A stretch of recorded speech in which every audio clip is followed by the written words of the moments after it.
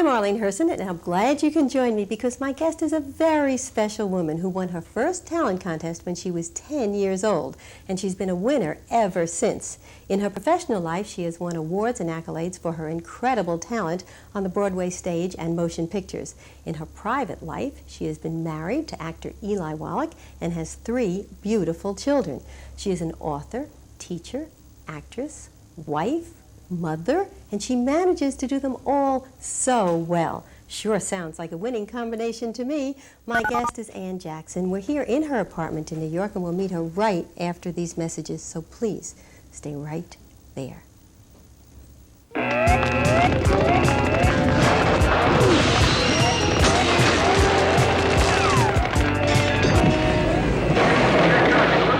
not bad. My job's dangerous, but each stunt is well rehearsed. Nothing's left to chance. Now, there's one thing you can't pay me to do, smoke. You know, it increases your risk of heart attack. It's just too dangerous, and that's one risk I won't take with my life. Let's do it again. The American Heart Association. We're fighting for your life. Lyme disease is transmitted by a tick the size of a pinhead, which can attack during a walk in the woods or a park or even in your own backyard. But tick bites can be prevented, and the disease can often be successfully treated, especially in the early stages. The Will Rogers Institute is offering a free booklet to help you learn about Lyme disease. It tells how to recognize the symptoms and the best ways to reduce your chances of getting it. For your free copy, write the Will Rogers Institute, White Plains, New York. I knew this guy, he was a line mechanic. He said that if you rough cut the gutters just enough to clear the nozzle, you could remove the flame holders without pulling the whole engine. Cut the time down from 3 days to a couple of hours. Everybody went nuts. You know what? He was right. It works. Now he's got the whole Air Force doing it his way. Aim high, Air Force. Right now, there's a severe shortage of blood in blood banks and hospitals because people are afraid that they will get AIDS by giving blood. A blood donor never comes into contact with anyone else's blood, so there's absolutely no way that donating blood can infect a person with any disease, and that includes AIDS. I'm urging everyone who can to give blood and help save lives. The need is urgent. A message for health and safety from the Will Rogers Institute, White Plains, New York. This health and education message sponsored by Lowe's Theaters.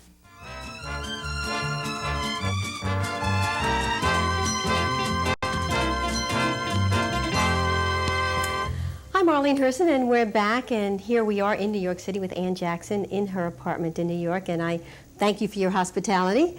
I know how busy you are. Well, after that introduction, you can see how many hats I wear. You know, it's true. You wear so many hats, and you do so much, and you do them all so well. But seeing you on stage is really incredible because your talent just is overwhelming to me. Now, when did you know? When did you say to yourself, Ann Jackson is destined to be on stage? Destined to be on stage. That sounds so uppity about it. Well, when I was 4, I did a poem on a back porch in a little shack in the hills of Pennsylvania. And actually it was a black girl who sang and who put me in her show. It was the first integrated company, I guess. And I went down the hill in a crepe paper dress and said a poem, and kids watched me from trees and across the creek and, you know, that kind of thing. It was a real country showtime, you know, not like a Judy Garland movie when they'd say, let's put on a show. I mean, this was real rickety. And I loved the warmth that came from an audience. I loved the sound of laughter, and more the sound of laughter than of applause I liked. And then I went and hid. I mean, I couldn't be seen by anybody. I was so embarrassed that I had done that. I had gotten up in front of people. And then, you know, that's it. I think it's like anything else. A kid has an aptitude for the piano, or a kid has an aptitude for sewing, and some people, you know, start treating animals and know how to fix a wound. Some of us are lucky in that we know what we want to do when we become adults, or with our lives at a young age, and Yes, some don't. But so many don't know it for. I mean, when you were struck almost at that time, I heard if you talk to most actors know, I think at any rate, at quite a young age, that they either see something in the theater, on the stage. Before I saw it, I did it.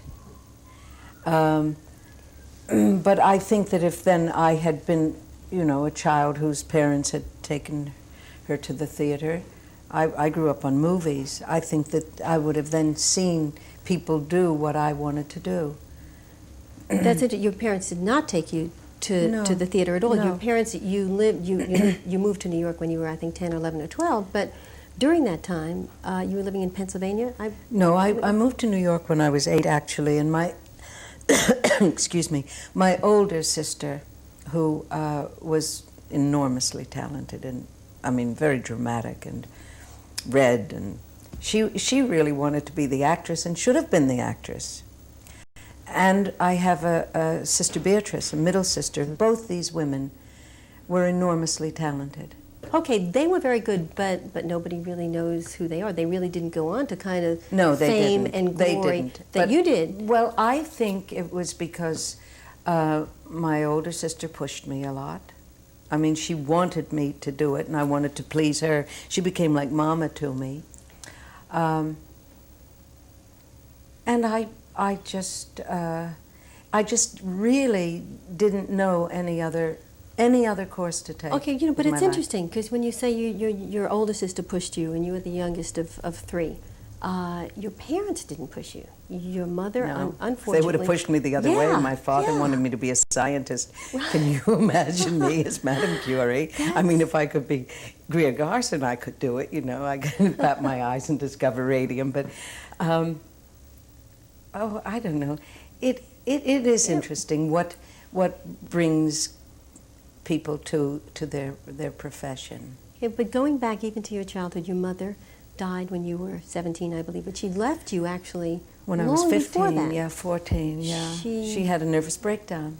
Yeah, she was institutionalized for a number of years, three years, I think.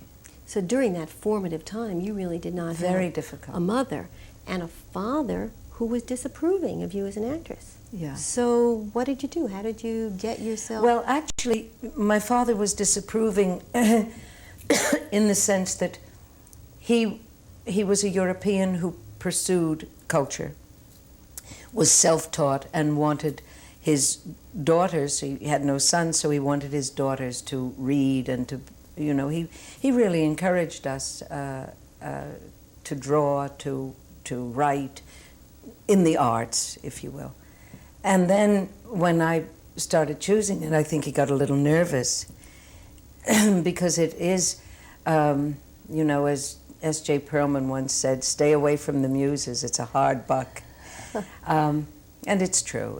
Especially in America, we look upon poets and writers and actors, certainly, and singers as it's a frivolous kind of thing to do. It's not really necessary. It's something that they indulge us with. But I consider art, with a capital A or a small a necessity of life. I agree, and obviously that was something that your father taught you. We have to do something that's a necessity of life now, too. We have to take a commercial break, but however, before I understand we do, necessity. Because I have your book, Early Stages, which tells so much about your childhood. Actually, you've done so much, and we can't, but it explains the special relationship you had with your father and the difficulty of not having a mother. But you've gone on to such wonderful things that I want to talk about. Okay. So we're going to take a break, and then we're going to come back and talk some more. Okay. We're speaking with Ann Jackson here in her apartment in New York, and we'll be right back after these messages. Kareem, we'll never see eye to eye on anything.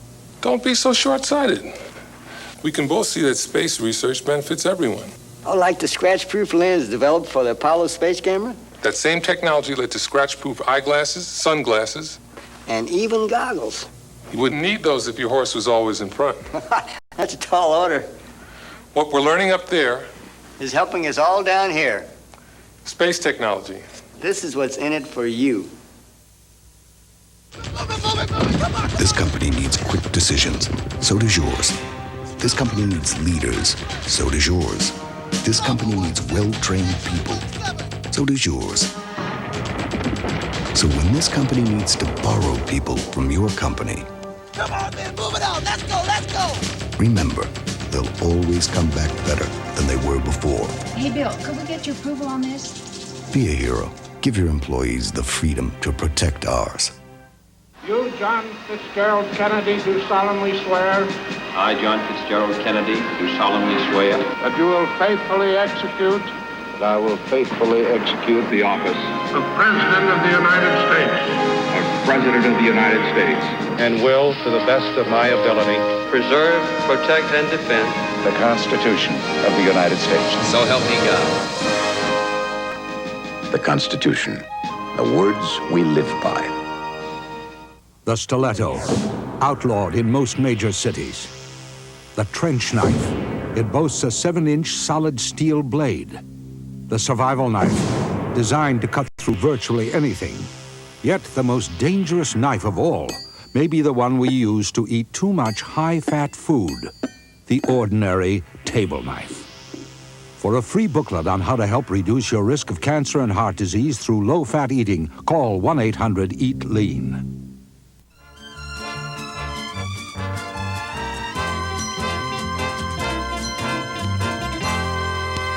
I'm Arlene Herson. My guest is Ann Jackson. We're in New York City in her apartment. And so much has happened to you. I mean, as I had mentioned, I mean, you've been in so many movies. I have a list of your plays and the movies that you've been in, and the off-Broadway and television movies. You are so busy. But starting out, beginning, okay, you're in New York now. Even against your father's approval, you are going to be an actress. What was it like in those days? Well, there was more opportunity, in a sense, for young actors than there is today. The country wasn't split between, I mean, it was split between Broadway and Hollywood, but we then, as young actors, had television. I know I jump into getting started very easily because I really started in the theater when I was 16, 17 years old. I got out of high school at 16. I went to audition for things and went to the neighborhood playhouse for a year, got out of the playhouse and got my first job and had to leave the playhouse, which I regretted always because Sandy Meisner was one of the great teachers. And I really wasn't ready to do what I thought, I'm Sarah Bernhardt or I'm Eleonora Duse and here I come and I can do it. Well, it takes a long time to develop the craft of acting. I could get up and do poems and I could do monologues and I could do stand-up comedy and I was a mimic and all of that. But that wasn't acting really, that was performing. But to learn to do a play, you know, and play a character in a play and to bring knowledge to that, to be part of a team, was something I had to learn. That's interesting. Well, one of your plays, as a matter of fact, I happen to have a picture from one of your very first plays, if not the first one that you toured. Which, yes, when I played the ingenue. Now I'm playing the leading part. Yeah. Oh, that's interesting. Yes. Okay. Here you were Anna in The Cherry Orchard. I did that with the great Eva Le Gallienne. I played the Anya, the ingenue. And although there are no ingenues really in Chekhov, I mean, they're all wonderful parts. And that was a really great opportunity for me to see a great actress. And I worked with Joseph Schildkraut, who was a very fine actor. And the director was Margaret Webster, who was a Shakespearean scholar and a terrific director. So I started at the top. You were very lucky. I really was. And at that time, you also had an apartment in New York.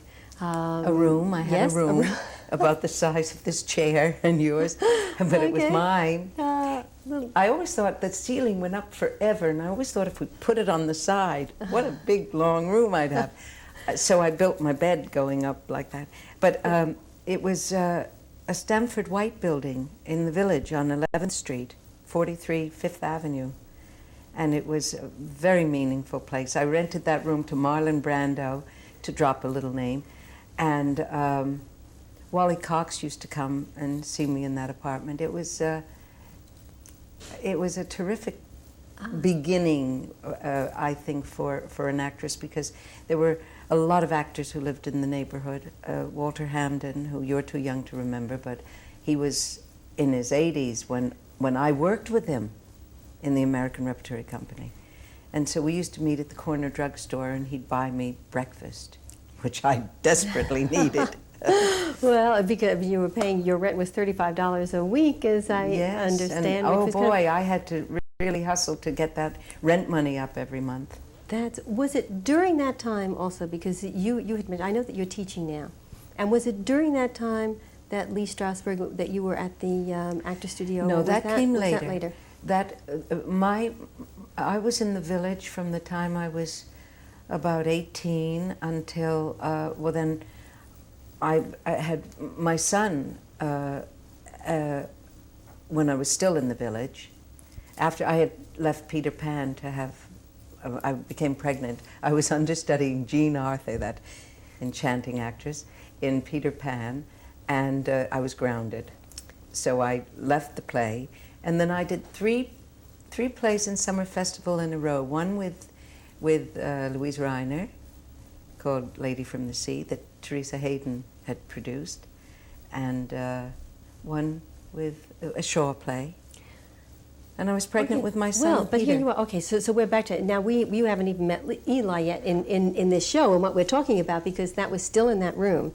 And the only reason actually I had asked about Lee Strasberg is that in being an actor and starting out as an actor, you had mentioned that when you were studying with him, that not only was he loving and supporting, but he treated actors with respect. He loved actors. But I'm wondering, as an actor, for you, was that often a problem? Were you not treated with respect? Is that why the fact that he treated you that way so important to you? Well, I think actors are enormously sensitive about the fact that people think that we are brainless and that we're children. You know, we're childish rather than childlike. I think that that actors have the calling, just as a doctor has a calling, or a painter has a calling, or a plumber has the calling.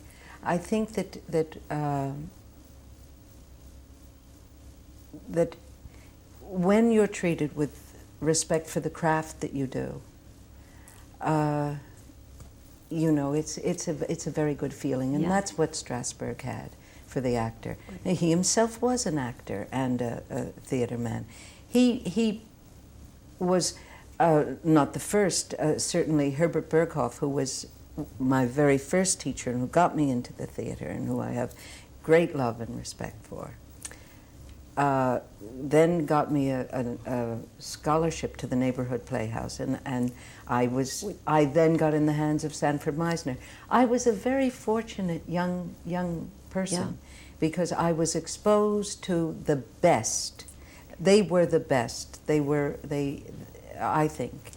And I mean, I've been supported in it. I mean, he's considered, Sanford Meisner, one of the greatest. And then Lee Strasberg came into the Actors Studio.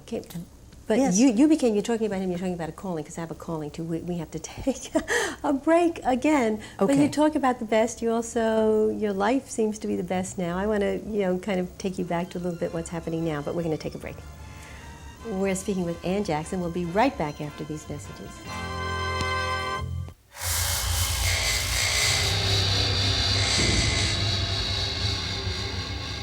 People in the National Guard and Reserve make up over 40% of our nation's combat-ready forces. It's a job that requires them to face some very big challenges. So please, don't make their biggest challenge asking you for time off to do their training. Mr. Aldridge? You, got a minute? Be a hero. Give your employees the freedom to protect ours. There are people out there who need help, but don't have anyone with the right skills and knowledge to turn to for help with their taxes. You or your organization can be there for someone who needs help. Volunteer your time, and the IRS will volunteer the training to help make someone's taxes less taxing. From the McGruff Files, the Philadelphia story. In certain parts of Philadelphia, things were rough. Areas were run down, crime and drugs were out of hand, and honest folks felt like prisoners in their own homes. People decided to work with police to turn things around. Weekly meetings led to cleanup projects and folks working together. Soon, the neighbors had their neighborhood back. That's what happens when people and police work together. Write this down, and I'll show you how you can help take a bite out of crime.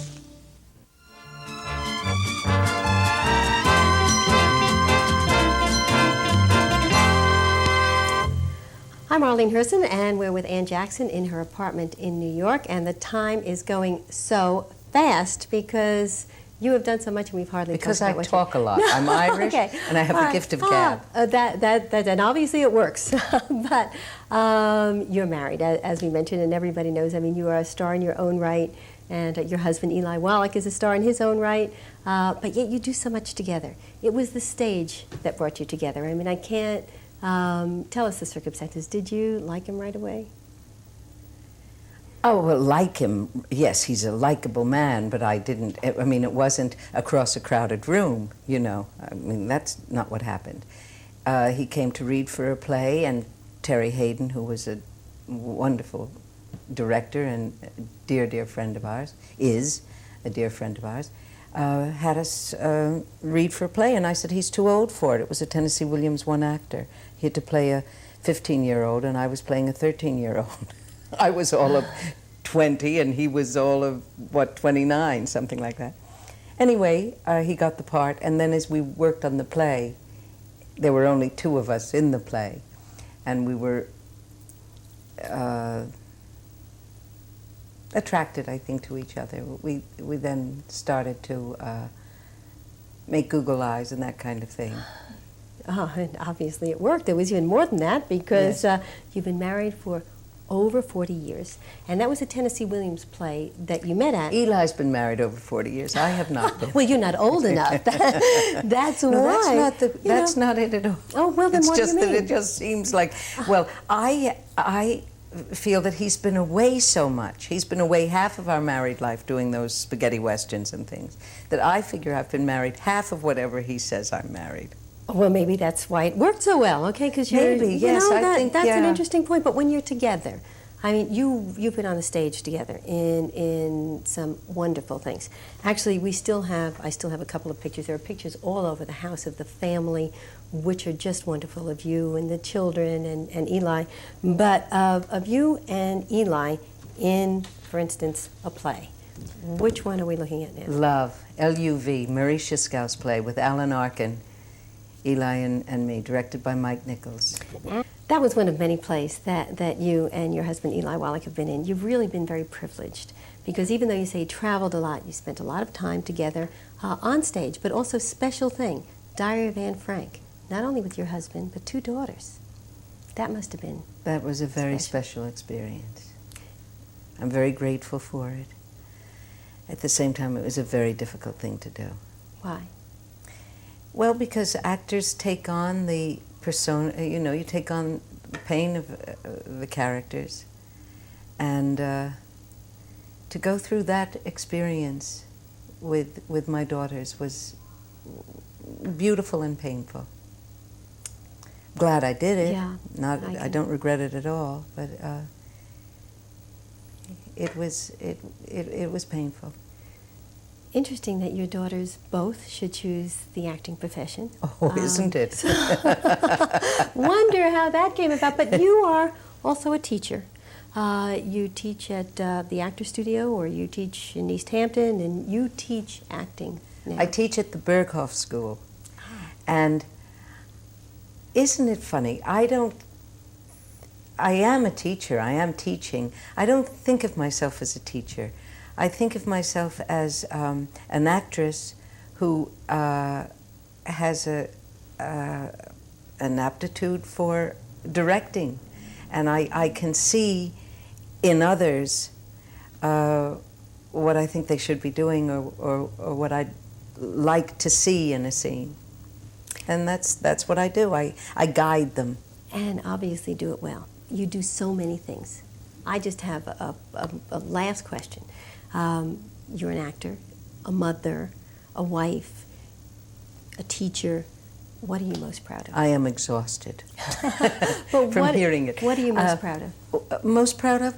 Well, women, if you will, are many things. We are wives, we are mothers, some of us. We are actresses or business people or doctors, or, you know. A woman today wears many hats. Yes, I'm all those things. What am I most proud of? What are you most proud of? I guess the fact that I can be all those things. I wanted it all. I wanted to be a mother. I wanted to be, obviously, a wife. That should come first, but not necessarily. And I figure that acting was something that I didn't even make a choice about, that it was chosen.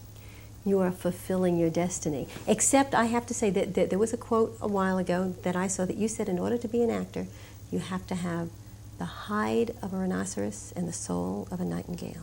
Yes. Well, I picked that up from some brilliant person. I mean, I didn't think that up myself, but it's true. Well, whatever it is, I mean, you are doing some wonderful things. Can I just say one thing? Martha Graham, at the risk of sounding too poetic or whatever, says that dancers are the acrobats of God. And I think that actors have to be thrown in with that. I think that we are as brave as astronauts. You know, okay, I agree, because you're putting yourself out on the line all the time. Yeah. Very interesting point.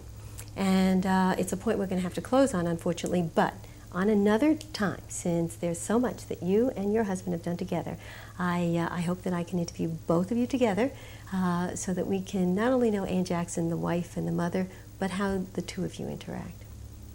Thank you. And I thank you for being here, because you are wonderful, and thank you for your hospitality. Thank you. We've been speaking with Anne Jackson, and I hope that you enjoyed the time that we've spent here in her apartment. I know that I certainly have, and I hope you'll join me again next week. Meantime, good night. Hope to see you then.